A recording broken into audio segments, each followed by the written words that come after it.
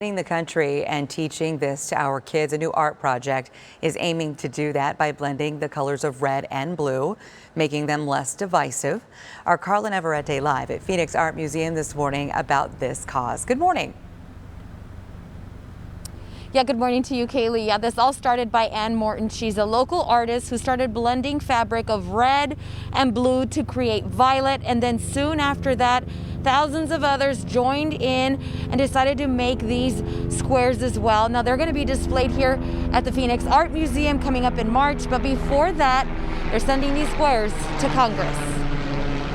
Sewing the pieces of a fragmented and divided America. The idea is that as the makers are working on their squares, whether they're red or blue in the way that they practice their politics, they're thinking about the other side and weaving those things together. It's been about a year since Ann Morton of Phoenix started this project that has gone national. Right here, this box, you see this big box, it goes clear the floor. That's what I have to open on Saturday. Makers from around the country making squares with only red and blue. The idea, I've taught color for many years, and on the color wheel, red and blue make violet. Its name is the Violet Protest. Carla, our goal is to get these on the desks of members of Congress. She's received thousands of squares, each and every one unique and different. Really quite amazing when you see a lot of these squares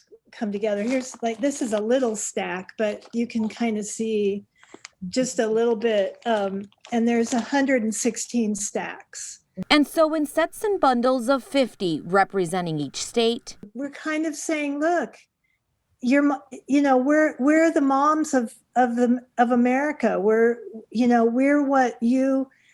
We've worked really hard to tell our kids how to behave. And so now we're telling you how to behave. What exactly each member of Congress will do with the square, Ann isn't quite sure, but she hopes they hear the message from the American people. We're saying, let's go back to those values. When you make your decisions, go back to these core values that we teach our children, you teach your children, but somehow in the frenzy of Washington, they are easily forgotten. And speaking of Washington, displayed at the museum will also be a Square of the Week, like this one with the Scales of Justice from September. And that was the week that we lost Ruth Bader Ginsburg. Ann says she has about 200 squares she's opening up this weekend to end this commemorative week. In there somewhere is the Square of the Week that will reflect the inauguration for sure. Yeah, and sending a message to Congress. If you want to take part in this, we've got a link on our website at abc15.com so that you can take part in the Violet Protest. And I also want to say kudos to my neighbor who is making some of those squares and keyed me in on this story. Such a great message being sent across the country and right here at the Phoenix Art Museum. For now, reporting live, I'm Carla Navarrete, ABC 15, Arizona. Yes, messages of hope to bring more people together. Thank you, Carla.